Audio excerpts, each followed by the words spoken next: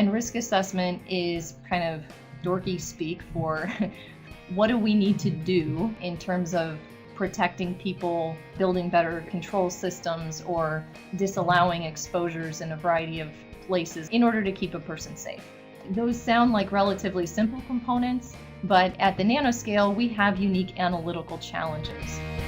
Welcome to Stories from the NNI.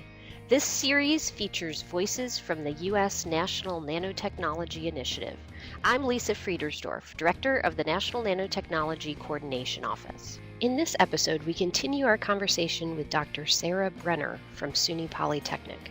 She shared her thoughts on researching occupational health and safety to enable innovation.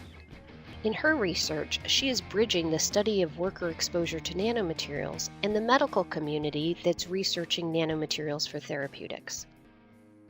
As you mentioned earlier, in your research, you've made the connection between looking at potential implications of nanomaterials to different populations and the connection to the community that's using nanomaterials for medical applications, so using them in a beneficial way. It seems like you have a very unique perspective. Is there an active bridging between those communities? There certainly is here, and that's one of the things that I've been charged with since I joined the faculty, was to really grow clinical collaborations in nanomedical applications.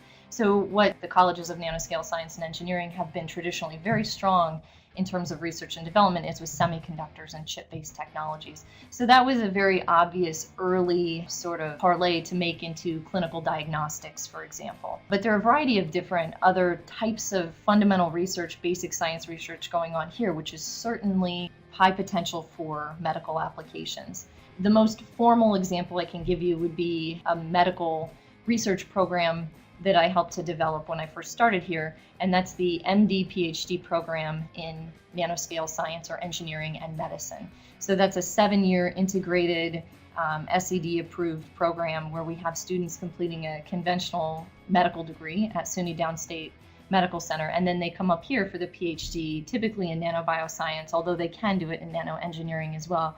And so that's a way wherein faculty collaborate across campuses, and students actually go between a medical center and our facilities up here and have the ability to work on very high-tech, cutting-edge nanotechnology tools, materials, techniques, and then apply those in a clinical setting. It's a lot of fun, and that piece of what I do is very, very exciting because you get to think big about huge potential impacts for human health in a positive direction. It's challenging. I'm not going to say that it's not, because a lot of those researchers in different communities with totally different backgrounds speak almost different languages. So the function I have here is almost like a Rosetta Stone when we get all of the different players around the table and we start tackling technical issues. It is complicated, but that's part of what makes it so much fun.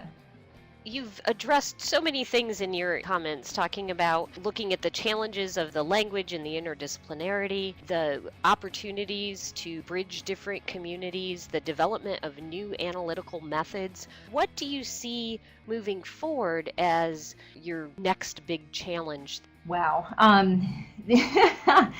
From a very nitty-gritty technical perspective, in occupational health, for nanotechnology workers, one of the biggest hurdles we have right now are a lack of appropriate tools and analytical techniques to measure and characterize exposures in the field. If I were to jump down a very deep rabbit hole on a very specific technical topic, that would be it. And that's where we focused a lot of our research effort. What that means is, unless we can measure and characterize what people, actual workers or the general public, are exposed to in terms of the nanomaterial in a very complex sort of life cycle, then we can't really say with certainty if there is danger or if there is not, or what should be done about it. The other piece of occupational exposure assessment is that data that we're capturing needs to be translated into toxicology studies. So in performing a comprehensive risk assessment, you have, is someone exposed? If so, to what?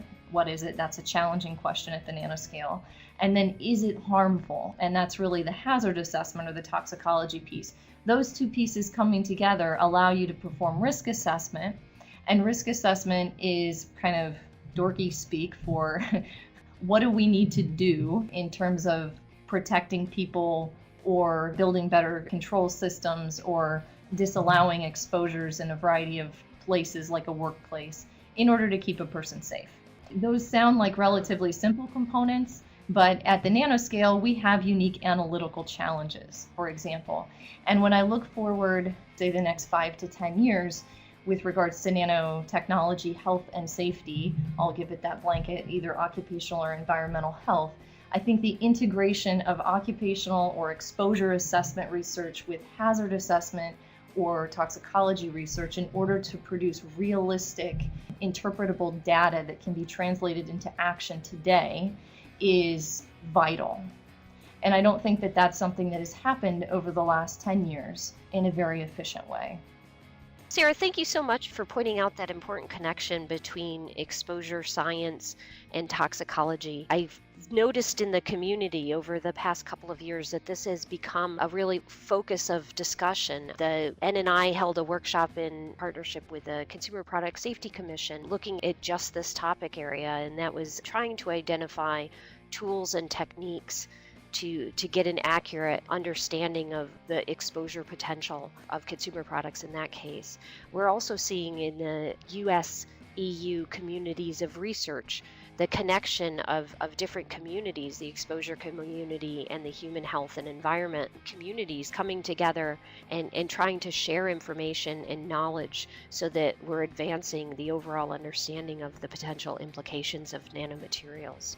I think those are very important issues. The other component to mention there, I think, is shifting our focus, or maybe it's more of an expansion of focus, I should say, to looking at exposures in real world scenarios. And those are dirty, they're messy, they're not as simple and straightforward as the lab. That's the type of reality that I think we should be focusing more on in the future and modeling around. The other component of that is looking at the waste stream. And you mentioned public health and public exposures with the Consumer Product Safety Commission. So, I think the future of exposure assessment is going to be much bigger in terms of the populations we look at, and much more complex in terms of the types of materials, mixed materials, those that have been altered and changed as a result of how they were used industrially or how they were incorporated into a product. Sara, I couldn't agree more. Thank you so much. Thank you, Lisa, so much for having me. I very much enjoyed speaking with you. Thank you for listening to this episode of Stories from the NNI.